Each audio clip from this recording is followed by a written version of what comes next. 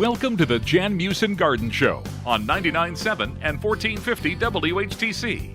It's your opportunity to learn more about your garden and your yard, about dealing with pests, and about taking care of the birds. You can be part of the show with your questions at 395-1450. That's 395-1450.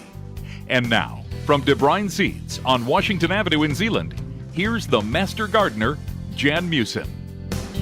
All right, here we are on this glorious Saturday.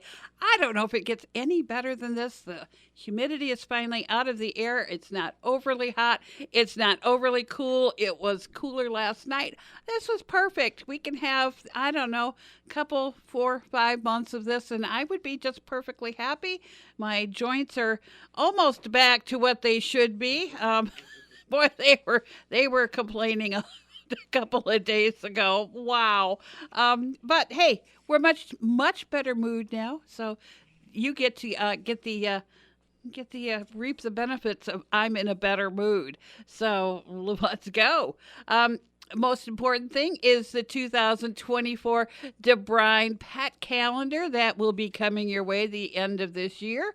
But I want your pets for the calendar. I want pictures of your pets. You got some cute pictures or even not cute pictures. I don't care. I just want pictures of your pets. So if you could email them to me at debruyns@gmail.com.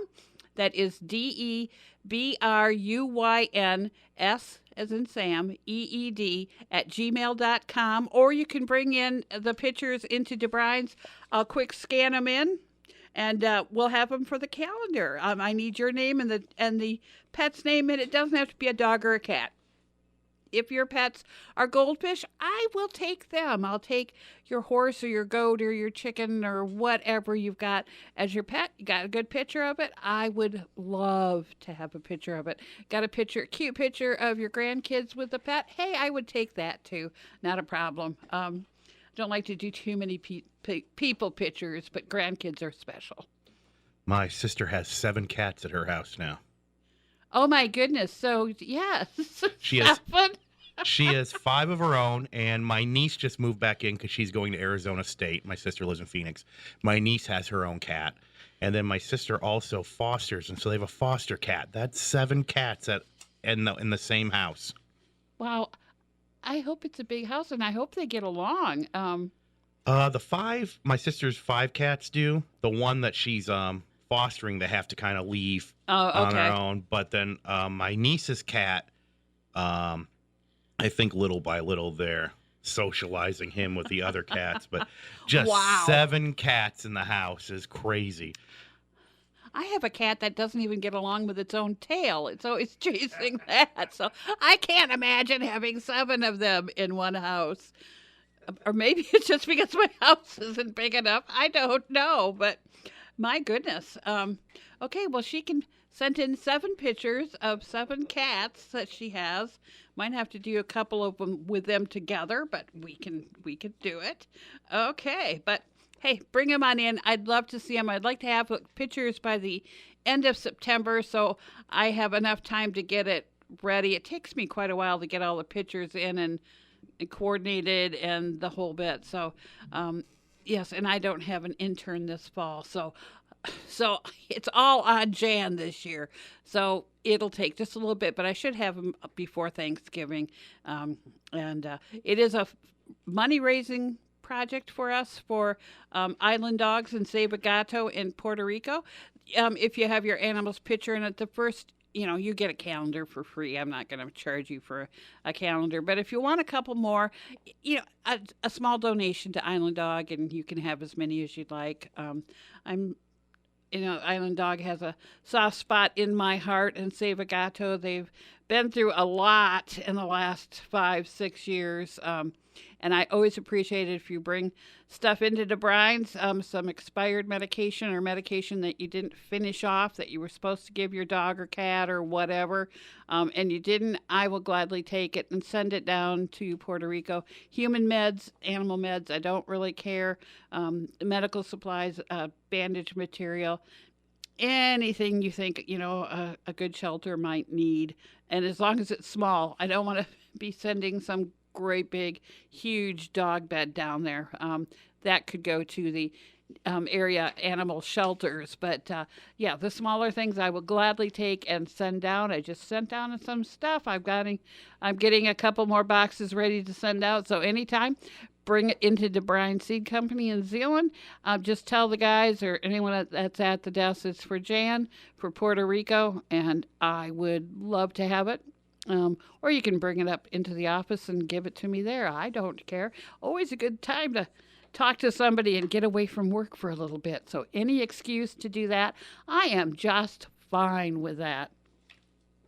Okay, what's going on at DeBruyn's? Well, food plots are a big thing that are going on at DeBruyn's right now. Everybody's getting their buckwheat and not their buckwheat, but their oats and their rye and their wheat and their peas and everything else that they might pot. And clover, they're doing clovers right now too. They're planting up a fall patch for their deer. And turnips. Oh my goodness, how could I forget turnips? This is the time of year, best time of year to plant turnips.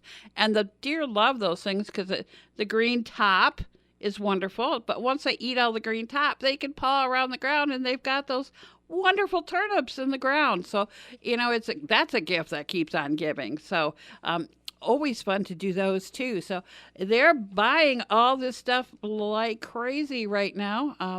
You don't need to do, 50-pound bags of everything. We have smaller bags of most of the stuff, like a 5-pound bag, some even like in a 1-pound bag.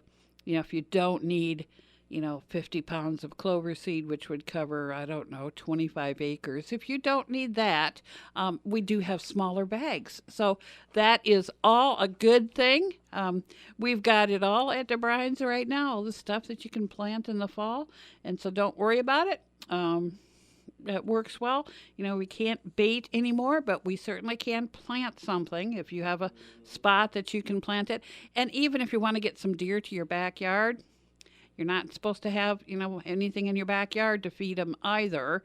I know some people feed the squirrels, but you can, do a plot of turnips back there. Hey, you could even, dig some out for yourself too, or plant some cereal rye or a little bit of oats back there. They would love that, and we'll hold that, your garden. If you want to turn your garden into a deer thing during the winter, it's a good idea.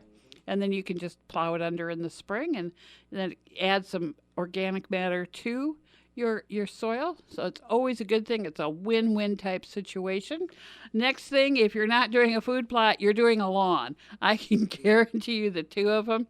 Caleb went and he took some old crates and he planted the different types of grass seed in each crate. So if you're not quite sure of which one you want to plant, take a look at what he's got out front. It's kind of amazing how you think, well, they're all the same type of, they're ryegrasses, fescues, and bluegrass. How different can they look? You will find out how different they can look. My favorite in my lawn is the athletic lawn. That is just a beautiful green, lush lawn. I like it. If you've got underground irrigation, it probably works best. Almost really need that one, underground irrigation for that one. It's got a little more upkeep once it's up, but there are other ones that look perfectly fine that are not quite so much of an upkeep once it's up. And you can choose that too if you got some bunch of kids that are playing football on it. I don't have that anymore, so but I guess you could on the athletic mix. But the kids aren't out there, throwing footballs around or doing heaven knows what out there. So it can look like it can just be an average lawn, but mine's a beautiful lawn, except for the area where I've got a little Bermuda grass coming in. But that's a different subject. But lawns, yes, this is the time of year to put the lawn in. We've got more frequent rainfalls. We have got cooler nights. We have shorter day lengths. All of that is good for the grass, so you don't have to water it quite so often. Some lady called this week and asked me, well, the birds are eating the grass seed. And I went, Well, that's odd. Usually the birds don't sit there and dig up grass seed. Well, they had just thrown it on top of their lawn, hoping that it would thicken the lawn up. No, you have to actually get the grass seed in the ground. It's got to be an eighth to a quarter of an inch down in the ground. You won't have a problem with birds then. But if you can't rake the grass seed down into there, you're going to probably have to rent a slit seeder to put that in. That would be the best thing. And we do have a caller on the line. Good morning, caller. You are on the Garden Show. Yes, I got a question about hummingbird feeders that the bees take over. Is there any way to discourage that? There are the different hummingbird feeders do have a guard against bees. Obviously, yours does not, does it? Right. Yeah. The only way I found to discourage them was to get a feeder that has a guard on it for the bees. Otherwise, yeah, the bees this time of year will definitely take over. Okay. Yeah. I will look for one. Okay. We do have them at Thank you. DeBruyn's. Yep. Bye-bye. Bye. Yeah, the bees are looking for the yellow jackets, especially the wasps. They're looking for something sweet. That's why if you're outside and you've got a drink next to you, some lemonade, they will go nuts over that. They just want something sweet. They do have nests, so they're a social insect. And they will bite just because, especially if you go too near their nests. So, just keep that in mind. Hummingbird feeders, you're going to want a feeder that has a guard on it for bees. And if you're looking for a new hummingbird feeder, it's probably best to invest in one that does have the bee guard on it already. It's just, I know you can get bee guards to go on to some of the older ones, but a bee guard on your hummingbird feeder is a good thing. I've got the hummingbird feeder that you put the rotting banana in to make fruit flies go in and out. I don't really have too many problems with wasps in there. I mean, there's no way the wasp would even fit in those holes on the side to get in and out, but I don't have too much of a problem. The hummingbirds love it. Those fruit flies, they just dart in and out, and the hummingbirds are right there to catch them. It's kind of fun to watch that, because they'll just kind of hover and whoop, and then it's like some sort of tactical war game there. It is really kind of interesting, and you'll be surprised how fast those hummingbirds are. I'm absolutely amazed at how fast they can turn and go in a different direction. They're like little helicopters, and like a little video game there that I can be playing. But it is fun, and I did learn my lesson. I put that one away from the door to the house, because otherwise the hummingbirds, if I didn't have the door completely closed, or the hummingbirds or the little fruit flies would be going into my house. So. And I usually, if I'm out on my deck, the cat's with me, and I want the cat to be able to run back inside if he wants. So, hey, you can't win sometimes. We do have to take some time here and listen to some messages. So we will be back with the Garden Show after this.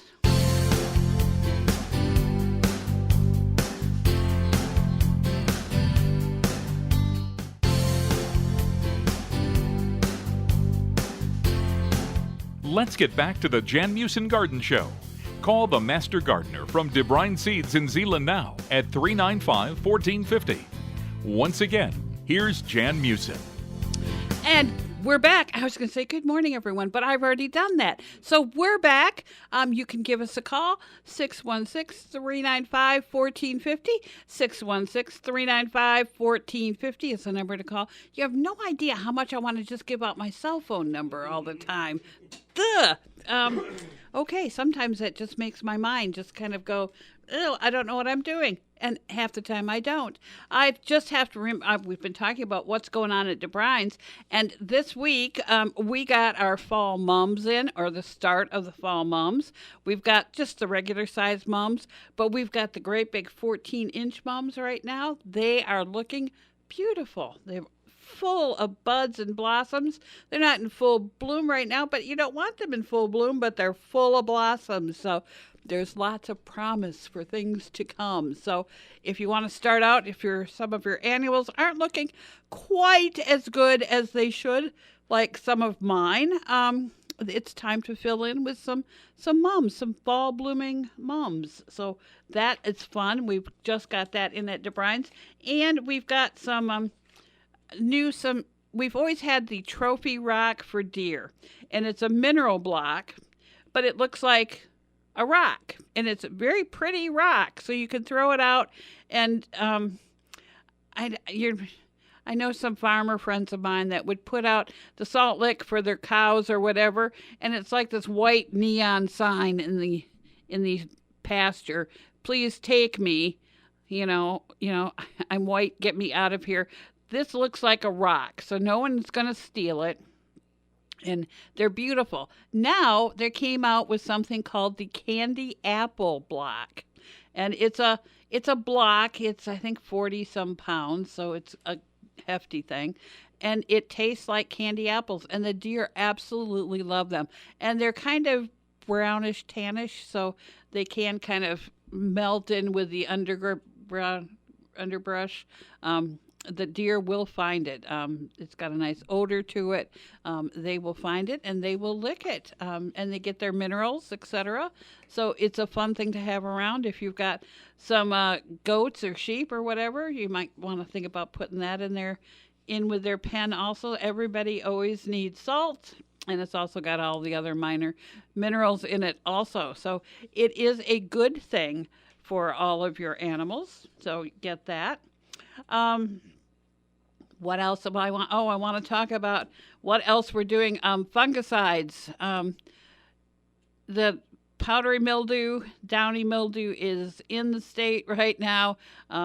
We get these little humid patches, and that just seems to kind of spread those spores out even more. My poor zinnias are taking a beating. The powdery mildew is really getting to them, and I'm not being really religious to spraying them. So if you do have some powdery mildew, and it looks like someone just took baby powder and just sprinkled it over your flowers or whatever, it can kill the plant. So it looks really innocent, like baby powder. How? No, it can kill. So you need to spray it to prevent it from spreading anymore.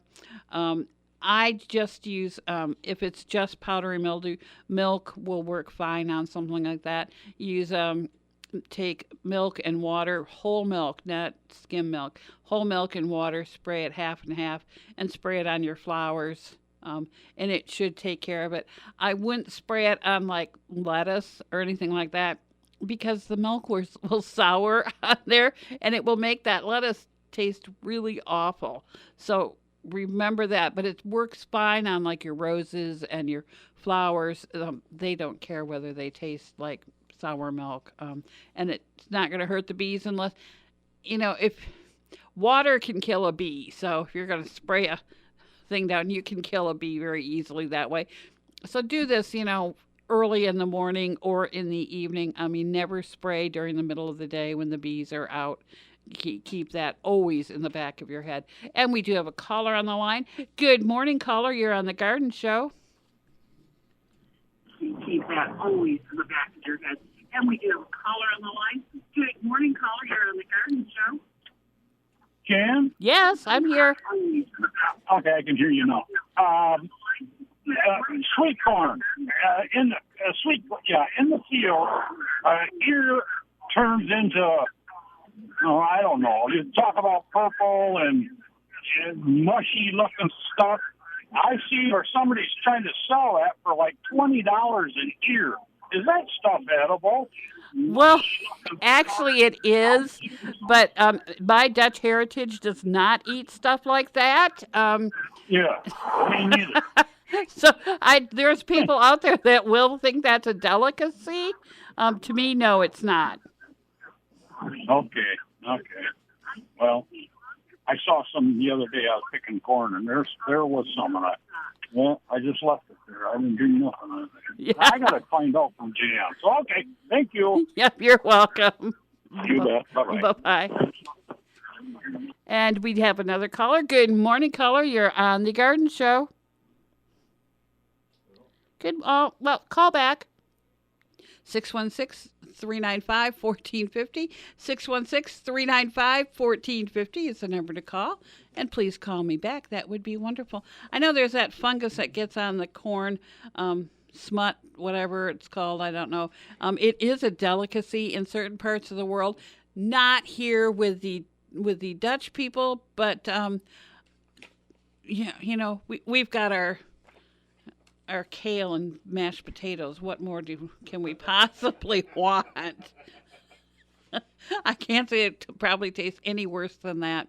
So, there's caller is on the line. Okay, good morning, caller. You're on the Garden Show. Yes, I was wondering if you have any recommendations for thickening up a lawn.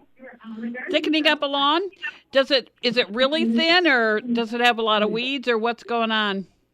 No, I got a lawn that don't want to grow grass, but is it really? And I get a little bit, but not more. And so I'm wondering if there's a fertilizer or a product that would help roots and spread out. Well, there are fertilizers that will help roots, and a starting fertilizer will really help the roots of your grass. And that would work fine. And you can do a starter fertilizer and put some more grass seed down and see if you can get some more grass seed to take in there and thicken up. Okay, I'll stop by. Okay, yep. Thank you. We'll be glad to see you and help you out. All right. Okay. The guys love that when someone comes in and they've got questions like that, and it just makes their day rather than just, it's another 1 pound of grass seed, and they didn't need my help. They always like to be helpful, and the guys are extremely helpful. So, come on in. We'll be glad to help you out. If your lawn is thin, something like that, as long as it gets enough sun, there's no reason why we can't get it to be thicker. So, keep that in mind. And do remember that some grass seeds, like ryegrass, if the seed goes in the ground, the ryegrass is going to grow up and it doesn't spread. It's just that one place where the seed went. Kentucky bluegrass and fescues, they come up where the seed went, but it also sends this little runner underneath the ground, and then it will come up in different places. So that will thicken in eventually. So, it's not immediately. And you have, a couple years, it will thicken up slowly. It kind of thickens up, but a ryegrass lawn won't thicken up. It's just going to come up where it landed. So that's always a good thing to keep in the back of your mind if you want to, keep that lawn, keep it growing. A ryegrass lawn, a lot of times they'll add ryegrass to Kentucky bluegrass just so there's something that comes up right away. Bluegrass takes a long time to come up, germinate, and come up out of the ground. Ryegrasses come up right away, and they're just at that spot they landed. And then later on, the bluegrass will come up, and it will start thickening up, and so it's a much thicker lawn than a ryegrass lawn will be, unless you put down that much seed. And I hope you don't do that. I hope you don't crowd it out like that. Ryegrass lawns are beautiful. We have Manhattan 7, I think it is now. I think it's the 7th iteration of that. It's a beautiful lawn, and it's named after Central Park in New York City, because that's what Central Park is made out of, is Manhattan, probably 2 or 3, and now it's up to 7, but Manhattan ryegrass. It is a beautiful lawn. But we've also got other improved perennial ryegrasses out there. It's the stuff that comes in quick, holds a spot, but the improved perennial ryegrasses are disease-free. They got a beautiful color to them now. They're a nice looking lawn now. It used to be that, you don't want that in there. You want it to die off right away. But no, they're quite nice. So we're going to remember that, and keep that in mind and do the improved versions of the ryegrasses and the Kentucky bluegrasses and whatever. They do give a darker green color. They have more disease resistant. And I'll tell you, this time of year, when everyone else has got dollar spot, it's always kind of nice for you to have a disease-free lawn. It's so much easier. Once you get red thread in your lawn or dollar spot. It seems to come back every year in the same spot. So you're always fighting it. And, if yours is resistant to that sort of thing, you don't have to worry about that. So that works well. And, now he's telling me, I was just wondering, it's about time to take a break here. And you know what? It is about time to take a break here. So we'll take a break. I think the news is coming up, some commercials, and we will be back with the Garden Show after all that happens. So see you soon.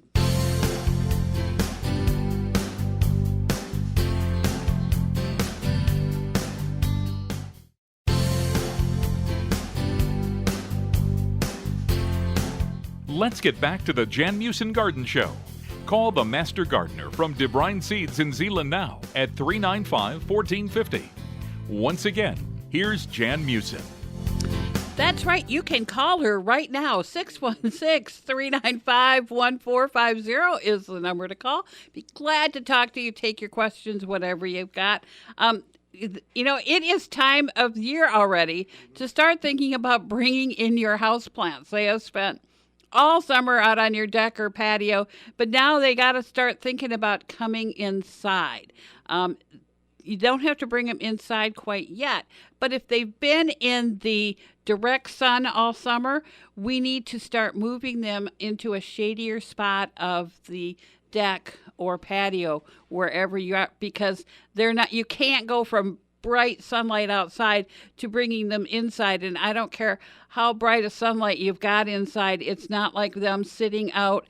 It's not like being out on the beach on a blanket and then you go out in your backyard that's got some trees and whatever.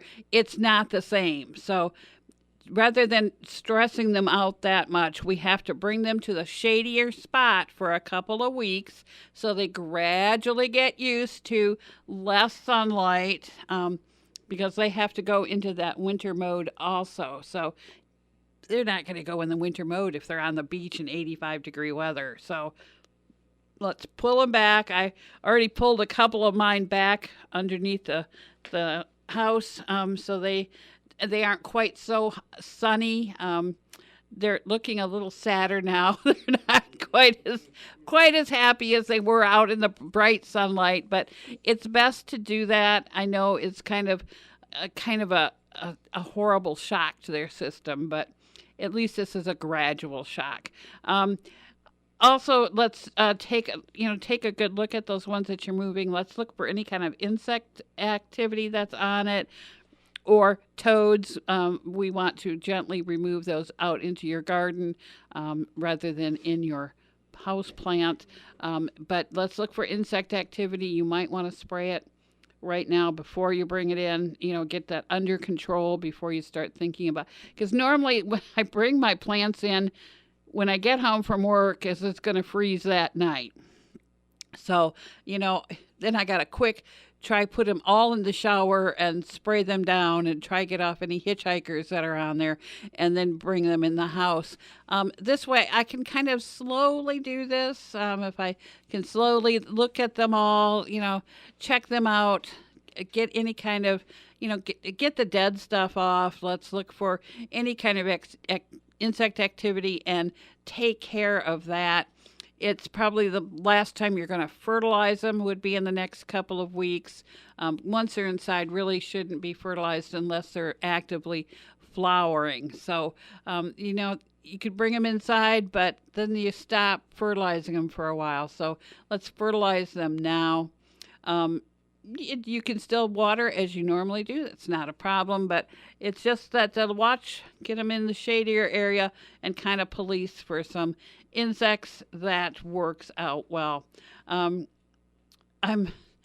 just kind of right now. I have a little note on here about my mandevillas. Right now they are huge. They have loved this hot summer, and normally I cut them back in the fall and just bring them inside for the winter. These things are huge. I don't know. I'm just going to cut them back and get them in the house. And they're so pretty right now. Oh my goodness. This has been the year for them. My geraniums they're okay.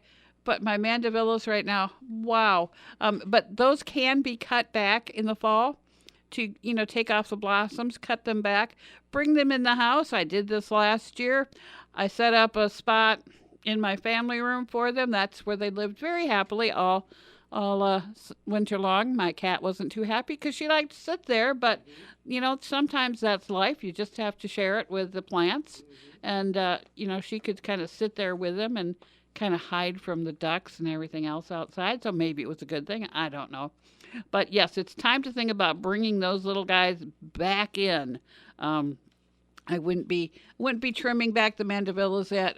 If they're looking pretty, I never say to cut them back unless, of course, it's going to freeze tonight. But it's not, so we're all set. Just enjoy them in the shadier spot. You might have to move your chairs out to a little warmer spot, but that's okay. It's not that hot out anymore, so we can be out in the sun. Maybe a little umbrella would be fine. I've gotten another note on my desk or my email this week about invasive species to really keep a lookout for the spotted lanternfly. They did find that last year around Detroit. We certainly don't want that here. It'd be kind of the death of our grapes and small fruit and blueberries, apples, cherries, peaches. They love all of those things. So we don't need them here. They kind of just exponentially growth. So we don't want them here. They're an absolute beautiful insect. If I were an insect, this is the one I would like to be because they're so pretty. They are tan and black and red and yellow, and they've got polka dots and they've got stripes. I mean, how much more do you possibly want in an insect? And the little nymphs are little black nymphs with white polka dots all over them. They're adorable, but they're horrible. So if you do see them, take a picture of them, note where they are, and you need to get in contact with the Meeuwsen, it's called, the Michigan Invasive Species Network. You can get an app for that, or you can just call DeBruyn's and let me know where you found them, and I will make sure that they will know exactly where they are. You will have people camping in your backyard if you find them. It's that bad of a threat. We really don't want them here. It's probably inevitable, but if we can hold it off for as long as we can, that would be wonderful. There's that yellow floating pondweed that we used to all use in our little ponds, etc. That has now found out to be very invasive. It's kind of like the water hyacinth of the Midwest now. So the yellow heart pondweed, we need to get rid of that also. Again, the Meeuwsen, Meeuwsen network. You can download the app or just get a hold of the Michigan State Extension or Michigan State Department of Agriculture. Any one of them would be more than happy to know where you have found this.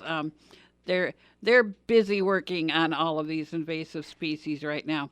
All right, we need to take a break, and I will be right back for the final segment of the Garden Show right after this.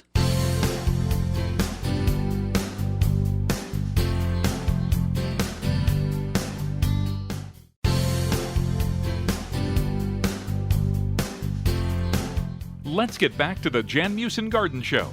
Call the Master Gardener from DeBruyn Seeds in Zeeland now at 395-1450. Once again, here's Jan Meeuwsen.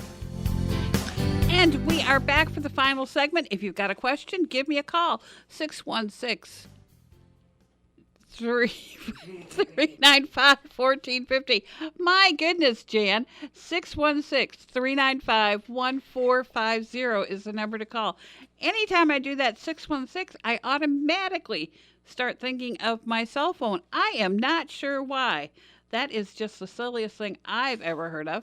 All right. Well, I am going to tell you that you still have some time to put some stuff in the garden. I know if you're like me, you've had it with certain things and you have already either started to pull them out or are going to pull them out because they are just done. My yellow beans were just I was just sick of them. Let's just put it that way. I'd had enough. I have frozen enough. I just didn't want to see another yellow bean as long as I lived. So I have pulled all of those out. I've got a spot in the garden. I got some peas in there this week, so you can plant some peas for a fall crop. You don't get as much as you do with a spring crop, but you do get something. So it's kind of fun getting, a couple meals worth of fall peas, when otherwise I just would have left this, blank until I could put the, cover crop over it. So I've got some peas in there right now. So, as you do this, I always think this is so much easier. But if you don't want to fill it in with anything, you can sprinkle a little bit of rye in there right now, or oats or whatever you want as a cover crop. Just make sure you pull out all the stuff that was in there. If you got tomatoes or cucumbers or whatever in there, pull those out. All those little seeds will do heaven knows what next year, because heaven knows who pollinated it and went where to what. So best to just pull everything out so you don't get those volunteer crops next year, and then you come and I don't know what in the world this is. So it's hard for me to tell also. So you never know. And if you can save seeds and plant seeds as long as you've got that's your only crop there. Bees go from one thing to another. The wind goes from one plant to another. So you have no idea what pollen has pollinated your plants. So, those tomatoes could be pollinated with pickles for all I know, or your squash is now pollinated by pumpkins, and you don't know if it's going to be edible, whatever comes out of those things. So, it's best just to, get fresh seed the next year rather than trying desperately to save those. Same goes for tomatoes. We have people that, I saved the seed and I planted it and it doesn't look anything like it. Well, if you save the seed from something that had been pollinated from another variety or pollinated by a pepper, that could happen too. You don't know what you're going to get. So I always like to know what I'm going to get. When they do seed for selling seeds, like at DeBruyn or anywhere, you do have to quarantine, especially if it's wind pollinated or bee pollinated. You have to quarantine if you're going to grow pumpkins for seeds. That's a wonderful idea. Get a lot of seeds out of every pumpkin. But you have to have any other cucurbit plant, which means pumpkins, squash, cucumbers, melons. You have to have your field at least, I think it's a mile away from any other squash, pumpkin, any other cucurbit seed. So, it's hard to isolate yourself like that. So that's why we let the big guys do that. And some of them aren't always that big, but if that's all they do, and they're kind of in the mountains, in Idaho and Colorado, you're kind of separated from the other people. That works well. You're separated. Here in Michigan, we just can't grow it. If you're trying to save seed, our summers are too humid, and that just causes fungal diseases in your seed, and you don't want that. I can attest to the fact that almost every seed that you get, and I don't care where it's from, whether you harvested it or whatever, it's going to be covered with fungal spores. Because when you start, but you'd never notice that, because when you plant it in the ground absorbs all the fungus. When I plant it on my germination blotter sheets, I get all that fungus. So I deal with fungus a lot this time of year when I'm doing my plant germination type things. My goodness, I didn't realize there was quite as much fungal spores out there as what this is. I mean, what was I counting this week? Sunflower seeds. I had put that up a couple weeks ago. Even that had some fungal, little sprigs of, just little wisps of fungus growing on them. It's not fun. It's just not fun. But remember, when you put it in the ground, you never see it, because the ground will neutralize that. So another little a strange fact of life. And I was looking up, I always talk to my plants when I'm watering them and, hey, you're doing so well right now. I love the little flowers, especially my African violets. I have plenty of time to talk to them. And I just sit there and yak to them. And, I never quite knew if this was really, beneficial or not. But it is, because you're giving them all of your carbon dioxide. And they love that. That's what they'll take in. They use oxygen at night, but during the day, they like that carbon dioxide that you're just kind of, breathing out on them. Singing might be better because you might be using more breath on them. So, you can belt out some, build me up buttercup and to your flowers and your plants, and maybe they'll be even better. And I swear that's why, my succulents are just beautiful. I've had this planter of succulents for I'll bet you 10 years now, and it's huge, absolutely huge.